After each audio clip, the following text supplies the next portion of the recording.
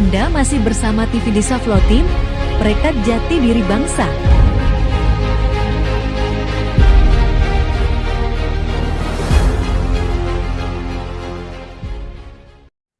Nah, ini saya coba untuk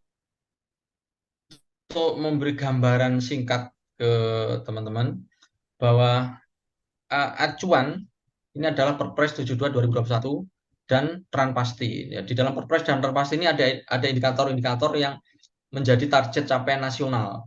Jadi di Ranpasti itu ada 90 indikator, kemudian di Perpres ini ada 91 indikator.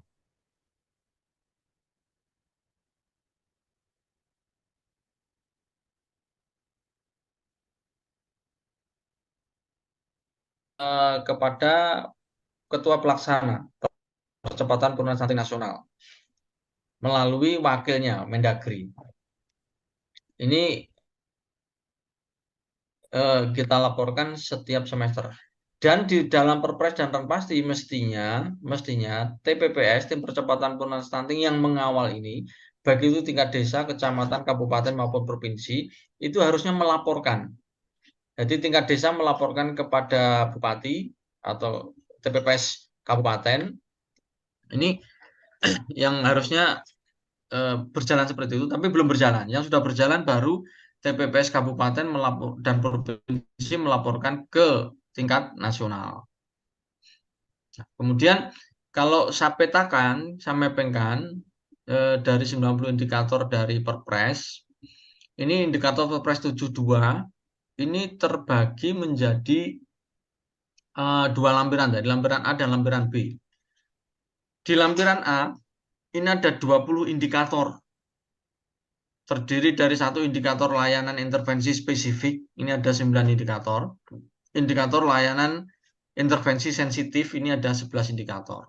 Kemudian di lampiran B ini ada 71 indikator yang terbagi menjadi dalam 5 pilar. Ya, ada pilar 1, pilar 2, pilar 3, pilar 4, dan pilar 5. Nah, nanti Bapak Ibu mungkin bisa langsung membuka di Perpres. Di lampiran Perpresnya ini nanti akan muncul ini. Kemudian di Ranpasti ini terbagi dari 90 indikator. Kalau di Perpres tadi 91, Pak ya. Ini dibagi menjadi 3 di indikator di dalam klaster data presisi. Ini ada 37 indikator, dan klaster operasional 43 indikator, dan klaster manajerialnya 10 indikator. Nah, ini yang garis besarnya. Nah, tantangannya Bapak Ibu di dalam konvergensi percepatan penurunan stunting ini yang paling berat ini adalah ego sektoral. Di tingkat kabupaten maupun provinsi, ini ego sektoral ini yang kuat. Jadi sangat sulit menyatukan masing-masing sektor, karena masing-masing sektor dari kementerian dan lembaga itu mereka memiliki target rencana kerja sendiri-sendiri di dalam percepatan penurunan stunting. Nah, tetapi mestinya ini bisa dikonvergensikan, karena konvergensi ini melakukan upaya percepatan penurunan stunting yang dilakukan secara bersama-sama. Nah, ternyata di sini sulit. Kemudian yang kedua, konsep satu data. Konsep satu data ini sulit untuk direalisasikan. Jadi di Dinsos, di Kemensos ini punya DTKS, data terpadu kesejahteraan sosial. Kemudian di PUPR ada kemiskinan ekstrim. Kemudian BPS juga punya data sendiri. Kemudian di BKKBN itu ada data PK namanya, data pendataan keluarga. PK 21, PK 22, pendataan keluarga 2021. Nah, kemudian yang berikutnya ini belum ada panduan mekanisme kerja konvergensi. Meskipun dari Kemendagri itu sudah ada pedoman teknis terkait dengan 8 aksi konvergensi. Tetapi konvergensi secara menyeluruh dengan lintas sektor ini masih belum ada panduan mekanisme, termasuk untuk TPPS, Tim Percepatan Penurunan Stunting. Ini panduan untuk mekanisme kerjanya agar terjadi konvergensi seperti apa ini belum terpetakan. Bentar, ini ngadat ini Pak Ito. Tak tutup dulu.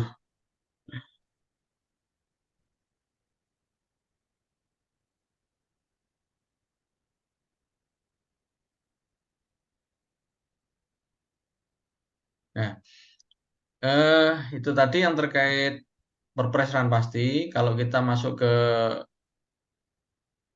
Kementerian Desa, ini beberapa materi yang saya ambil dari Kementerian Desa kalau kita sambungkan dengan Perpres 72, Pak Tom.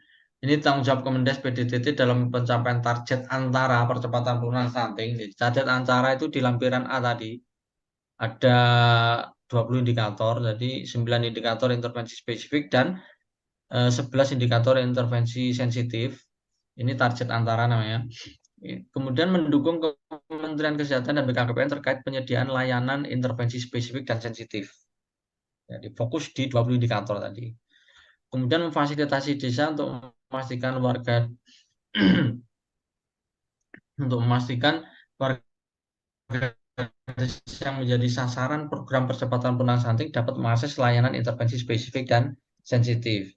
Kita mungkin ingat ada 7 paket layanan di desa dalam percepatan penurunan stunting. Nah, 7 paket layanan. Nah, ini kalau dikaitkan dengan pilar dan perpres. Nah, ini yang pengembangan 7 paket layanan dari 5 paket layanan dasar.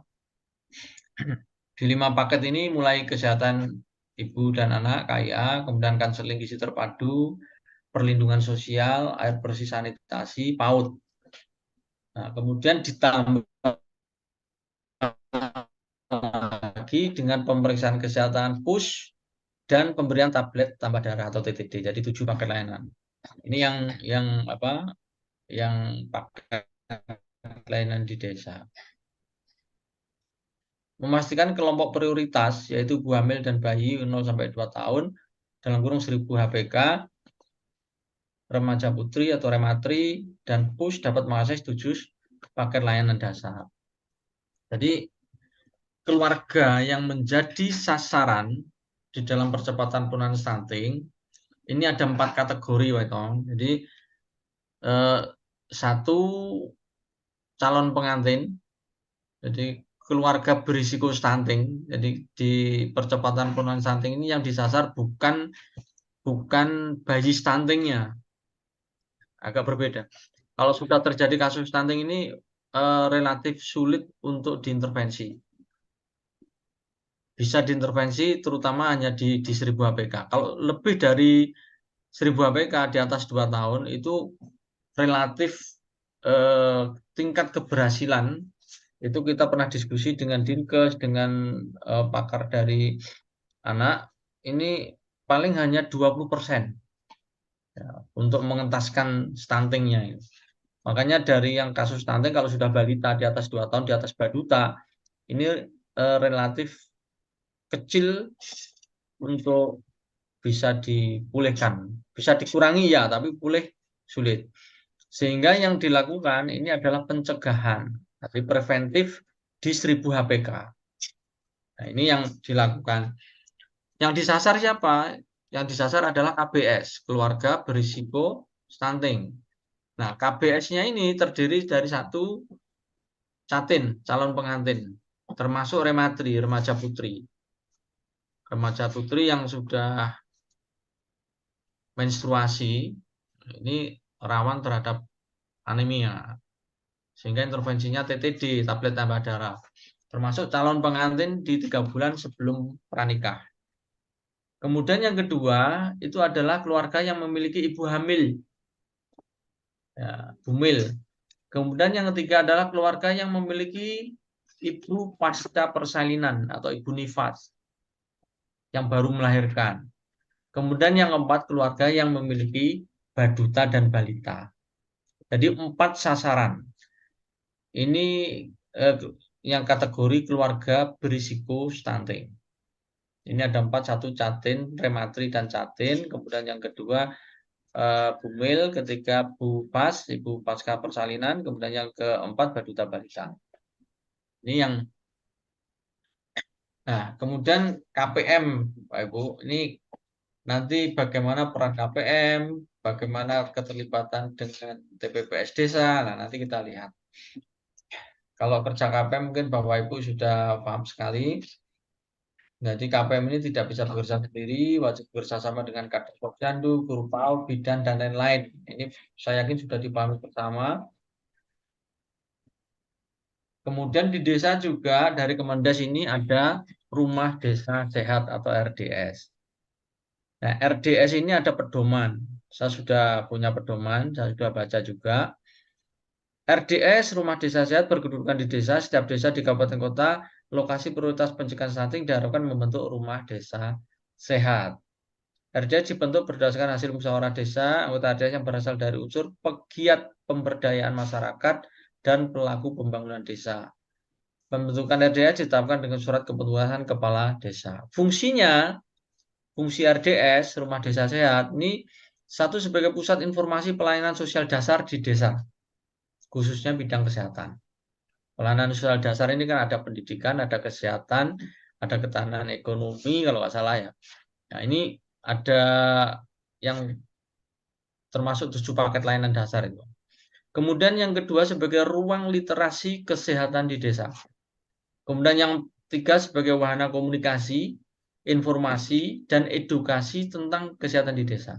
Yang keempat, forum advokasi kebijakan pembangunan desa di bidang kesehatan.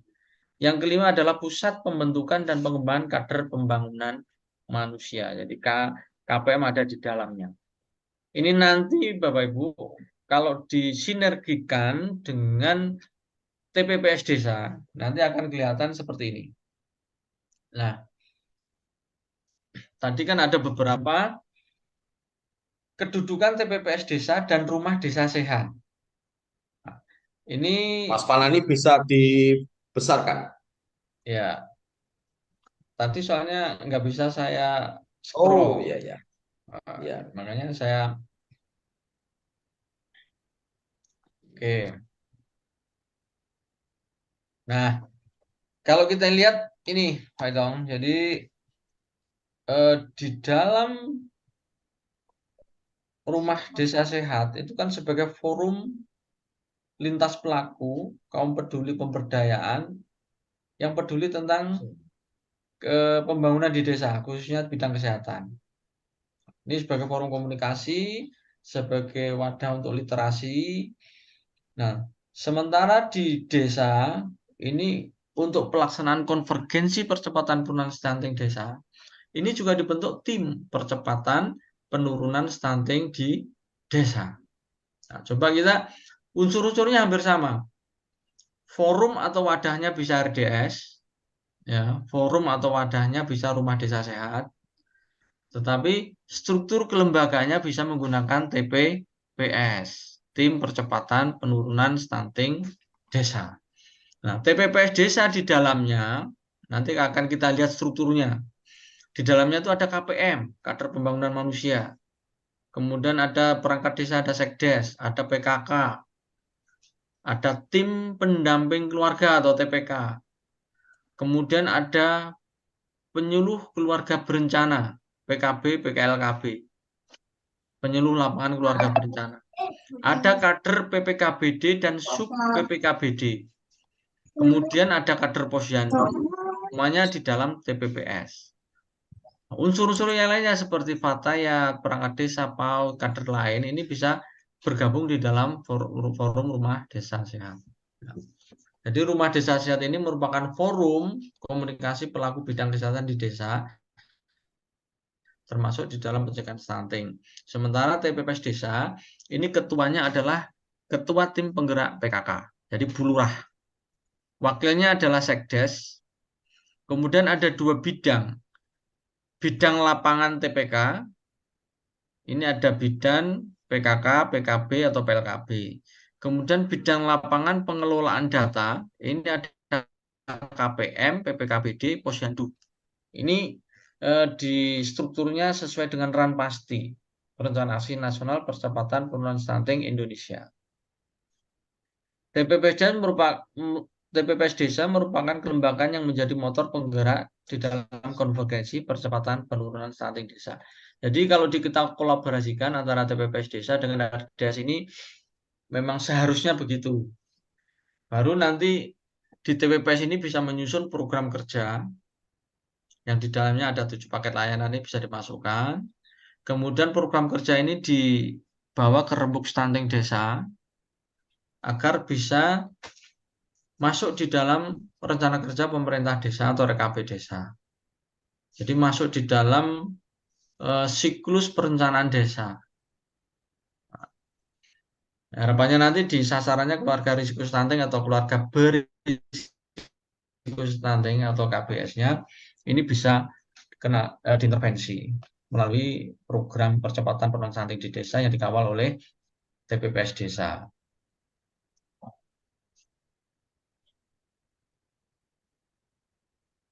Nah, ini sudah ngadat lagi Pak itu. Nggak bisa di-scroll lagi. Bentar. Nah, gambarannya tadi seperti itu Bapak Ibu.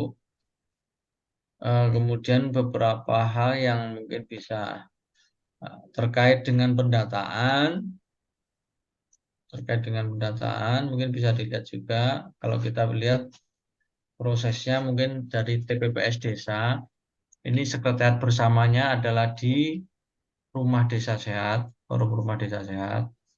Di dalamnya ada pelaku-pelaku KPM, BPKBD, BPKBD, dan seterusnya. Nanti harapannya bisa mengadvokasi kebijakan di dalam perencanaan desa. Nah, kemudian integrasi di dalam sistem informasi desa. Di desa itu ada banyak data.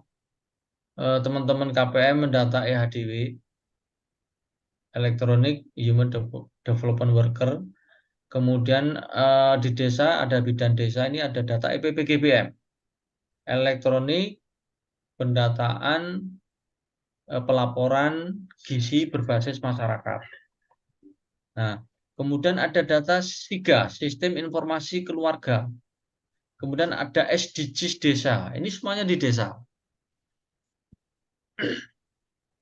Nah, ini harapannya nanti ada konsolidasi oleh desa, difasilitasi oleh Pemda, bisa dimanfaatkan oleh para pihak. Nah, ini meskipun belum satu data, tapi mestinya data ini bisa dipadankan. Pemadanan data ini menjadi tantangan tersendiri. Nah, gambaran singkatnya seperti ini.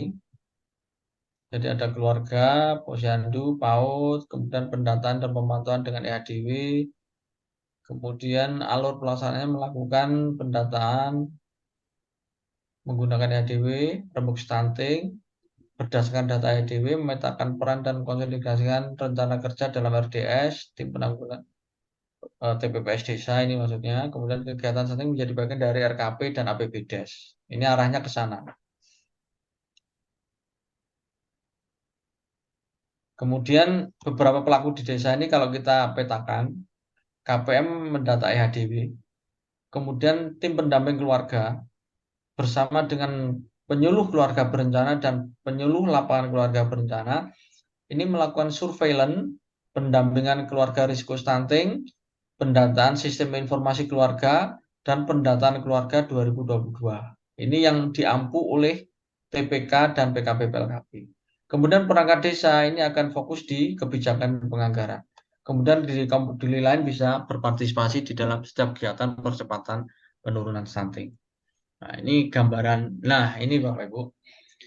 Struktur tim percepatan penurunan stunting desa kelurahan. Sesuai dengan RAN pasti. Rencana Aksi Nasional Percepatan Penurunan Stunting Indonesia. Jadi pengarahnya ini TPPS Kabupaten dan Kepala Desa atau Lurah. Ini pengarah. Kemudian pelaksananya ketua adalah Ketua TPPKK, wakilnya Sekretaris Desa atau Sekretaris Kelurahan. Sekretarisnya adalah kader PPKBD atau kader KB. Kader PPKBD itu adalah kader KB, Bapak Ibu. Kemudian ada 2 bidang, bidang lapangan tim pendamping keluarga dan bidang lapangan pengelolaan data. Siapa yang mengampu bidang lapangan tim pendamping keluarga ini? Koordinatornya adalah bidan atau penyuluh KB atau ketua Pokja 4 TPPKK. Kemudian bidang pengolahan datanya ini koordinatornya KPM. Jadi KPM dilibatkan ternyata di situ. Di sesuaian pasti ada KPM atau kader KB. Kader sub PPKBD itu kader KB yang ada di dusun atau RT RW. Atau kader posyandu. Kemudian di bawahnya baru masuk ke tim pendamping keluarga. Tim pendamping keluarga itu terdiri dari 3 unsur. Satu ada bidan, yang kedua ada kader PKK, yang ketiga adalah kader KB atau PPKBD sub PPKBD. Nah, ini strukturnya TPPS desa. Ini tugas TPPS desa atau kelurahan, memfasilitasi, memastikan pelaksanaan kegiatan percepatan penurunan stunting di tingkat desa atau kelurahan. Yang kedua, memfasilitasi tim pendamping keluarga dalam pendampingan, pelayanan, dan rujukan stunting bagi kelompok sasaran di dalam percepatan penurunan stunting di desa.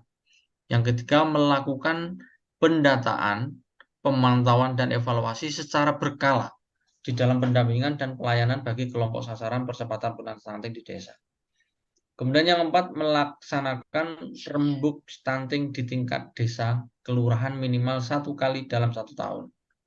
Kemudian yang kelima, melaporkan penyelenggaraan percepatan penurunan stunting kepada pengarah 1 kali dalam 1 bulan atau sewaktu-waktu bila diperlukan. Nah, ini mestinya TPPS ini melaporkan setiap bulan kepada pengarah. Pengarahnya itu bisa kepala desa atau TPPS di tingkat kabupaten. Nah, ini yang relatif belum jalan.